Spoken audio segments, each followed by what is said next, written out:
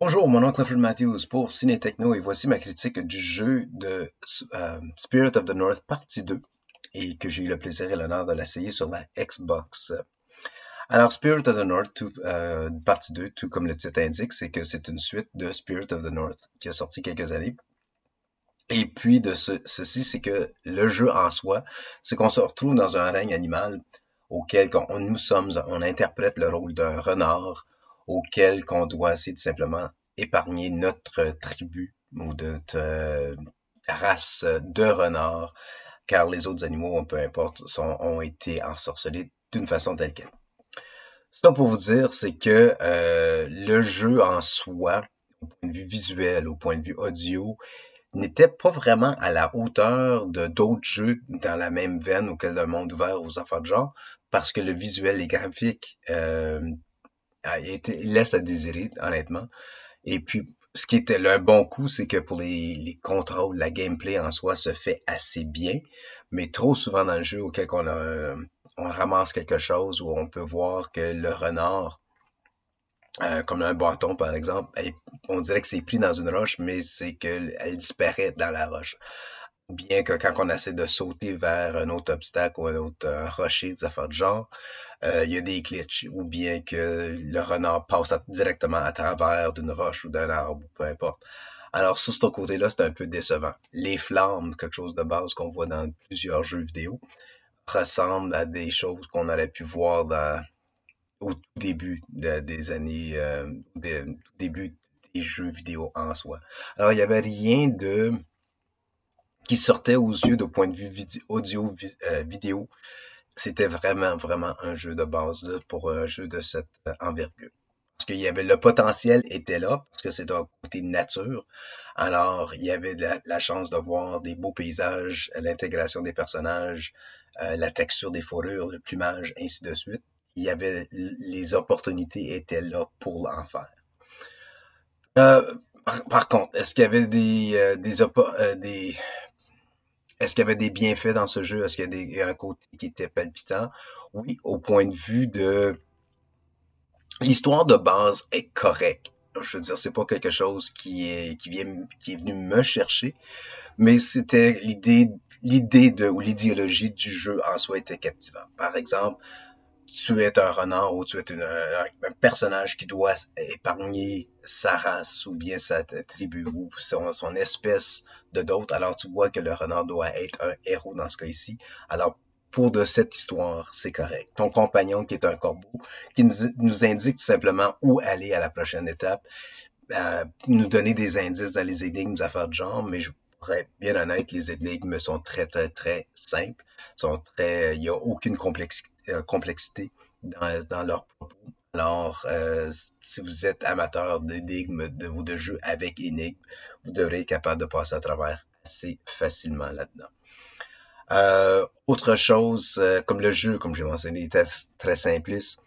Euh, je vais donner un autre exemple des énigmes. Par exemple, c'est comme il y a des portes qui sont verrouillées.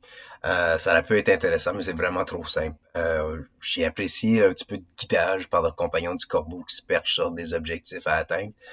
Malheureusement, là, où c'est pas, comme je dis, c'est trop facile, en autre mot. Les énigmes peuvent s'améliorer quand on peut débloquer ou des nouvelles capacités, tout à travers du jeu. Puis quand que je parle aussi de personnaliser le jeu, on peut changer la couleur de fourrure de notre renard, les yeux, ainsi de suite.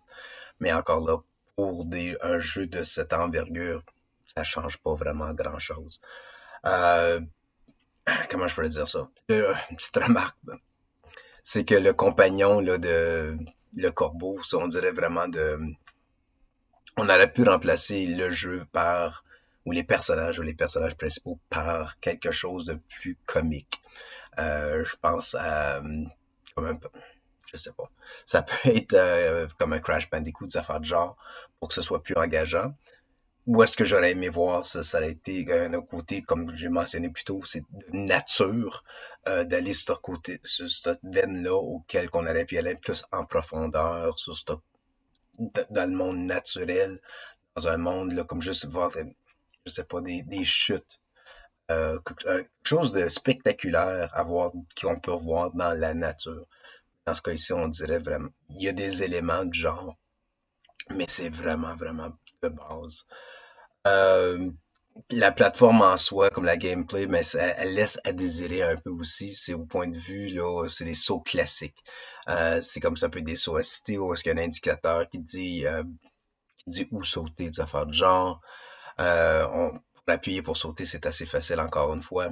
Euh, il y a des passages que ça peut être un peu frustrant parce qu'on essaie de circuler et puis c'est comme ça, il n'y a pas besoin de suivre un indicateur, mais c'est pas tout, mais ça casse un peu le rythme du jeu. Puis veut pas, mais ça l'ajoute à la monotonie du tout.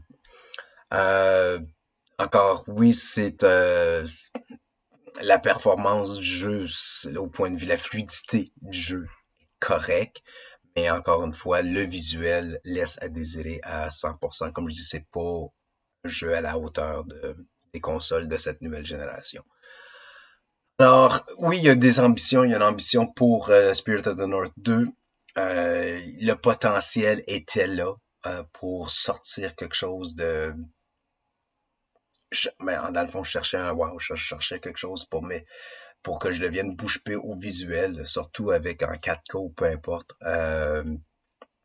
Mais puis même l'audio, c'était, il y avait rien qui ressortait là de ce jeu pour dire que au moins cet élément-là ressort. Euh, mais en tout cas, Spirit of the North 2, en espérance que si jamais qu'il y a un Spirit of the North 3 qui apprenne un peu là, des deux dernières versions, et puis qu'il aille un petit peu plus loin pour justement nous donner un jeu, je vais pas dire un jeu de qualité, mais au moins un jeu à la hauteur du potentiel qu'ils ont, parce que je crois vraiment qu'ils ont tous les outils nécessaires pour en sortir un jeu grandiose. Mais malheureusement, je crois qu'ils ont échappé la balle dans ce cas-ci. Alors, si jamais que vous voulez essayer ce jeu, bravo. Mais j'attendrai qu'il soit disponible pour vraiment, vraiment pas cher ou bien que ce soit juste un jeu téléchargeable euh, gratuitement. J'étais vraiment déçu du tout, mais que voulez-vous? Il y a des jeux comme ça des fois. Alors pour Ciné Techno, mon nom est Clifford Matthews et je vous remercie énormément, énormément. Alors merci de m'avoir écouté et on se reparle très bientôt.